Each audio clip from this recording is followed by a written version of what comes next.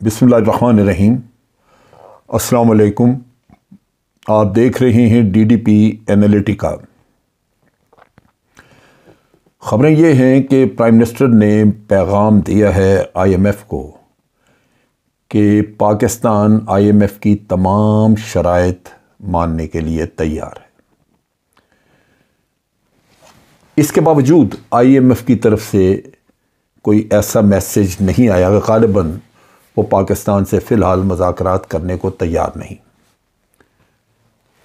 Economy बुरे हाल में है और वो ज़ाहिर करती है कि कितने ज़्यादा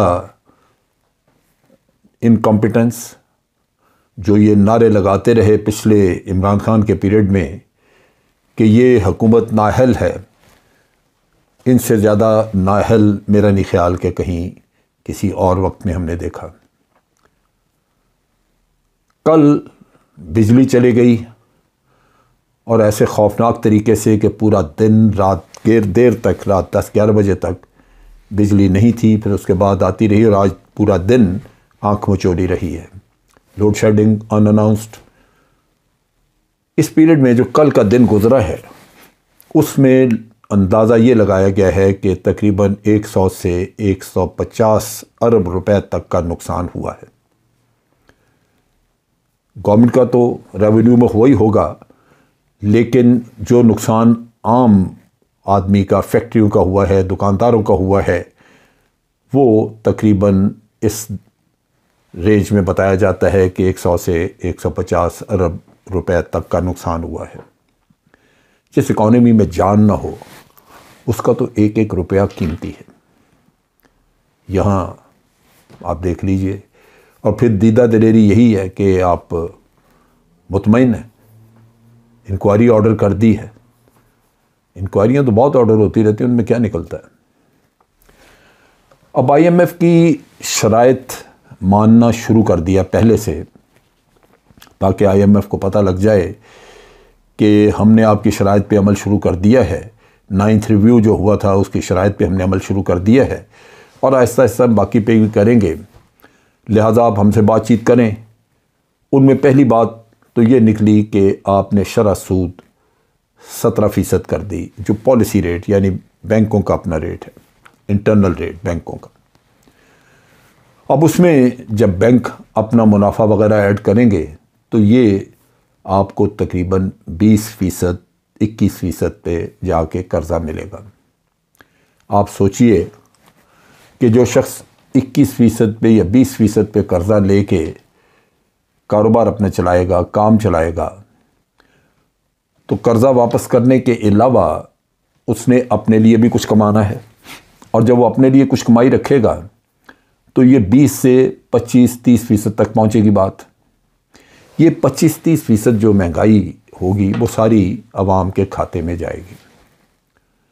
लाज़मन ये जो सूद का बढ़ाना है 1%, जो अभी 16 से 17 हुआ, और 17 मतलब कर्जा लेने वाले को तो 20-21 से कम पे नहीं मिलेगा, तो उससे लाज़मन बिज़नेस वगैरह जो है वो ठप होंगे, बिज़नेस ख़राब होंगे। अगर आप कर्जा लेके तो कोई ऐसा माल बना रहे हैं जो मुल्क से बाहर आपने भेजना है, तो वो आपकी कॉस्ट ऑफ प्रोडक्शन इतनी बढ़ेगी, क्योंकि अभी आप बिजली भी महंगी कर रहे हैं, गैस भी महंगी कर रहे हैं, क्योंकि 9th रिव्यू में तो ये सारी चीज़ें दी हुई थी। जब आपके कर्ज़े महंगे हो गए, यूटिलिटीज़ महंगी हो गई, तो लाजमी बात है कि आपकी जो कॉस्ट ऑफ प्रोडक्शन है, जो चीज़ आप बनाएंगे फैक्ट्री में, उसकी कीमत कहीं की कहीं चली जाएगी। तो इंटरनेशनल मार्केट में तो आप घाटे पे बेचेंगे तब जाके बिकती है, वरना तो आप मुकाबला नहीं कर सकते इंटरनेशनल मार्केट में। तो ये उफ्ताद आई हुई है। अब यहाँ पे जो इखलाकी दिवालियापन है इस हुकूमत का वो ये है कि इनके वक्त में तकरीबन 2200 लग्जरी गाड़ियाँ इंपोर्ट की गई हैं। लग्जरी गाड़ियाँ जो हैं ये बहुत महंगी, इस पे यानी ये कहा यह जाता है कि तकरीबन $1.5-2 बिलियन इस पे खर्च आया। अगर ये डॉलर बचाया जाता, जहाँ आपके पास एक एक डॉलर की वैल्यू है, आपके पास डॉलर नहीं, मैं समझता हूँ कि सिर्फ ये चीज़ें कंट्रोल करने से और डॉलर की अफ़गानिस्तान और इधर उधर स्मगलिंग कंट्रोल करने से आप अपनी ये मुश्किलात पे काबू पा सकते थे। लेकिन उधर तवज्जो नहीं है। आपकी तवज्जो है कि हमने हर हालत में इमरान खान को बाहर रखना है। आपकी तवज्जो है कि आपने बाहर के दौरे करने हैं। आपकी तवज्जो है कि आपने सारी डायरेक्शन जाके मियाँ साहब से लेनी है और उनके गुनाह माफ़ करवाने हैं। मुल्क किधर है? चुनाचे इन हालात में आप देखिए कि एक तरफ तो महंगाई की चक्की में पिसेगा आम आदमी, दूसरी तरफ इकॉनमी के बेहतर होने का कोई सिरा ही नहीं है। मैंने एक दफ़ा कुछ अर्सा पहले एक इकोनॉमिस्ट से डिस्कस किया, इकोनॉमिस्ट से, वो कहने लगा कि ये जो बहाना हमें सुनाते हैं ना कि कारें हम इसलिए इंपोर्ट करते हैं कि कारों के ऊपर ड्यूटी जो है वो हमें आमदन की शक्ल में मिल जाती है। भाई ड्यूटी मिलती है आपको पाकिस्तानी रुपए में, डॉलर जाता है जो आप नाक रगड़ के कमाते हैं।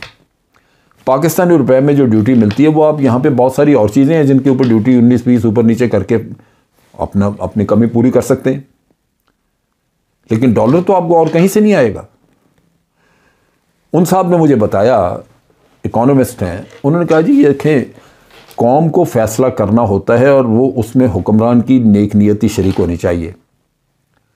उसने कहा आप अगर 1 साल के लिए ये लग्जरी गाड़ियां बंद कर दें, 1 साल के लिए आप नए मोबाइल टेलीफोन बंद कर दें, 1 साल के लिए आप ये चॉकलेटें, बिस्किट और ये जो डॉग फूड आ रहा है मुल्क में वो बंद कर दें, तो उसने कहा जी IMF तो आपको 6 साल में 6 अरब डॉलर उसने देने थे, ये आप हर साल इसमें से 2-3 अरब डॉलर बचा सकते हैं यहाँ पे।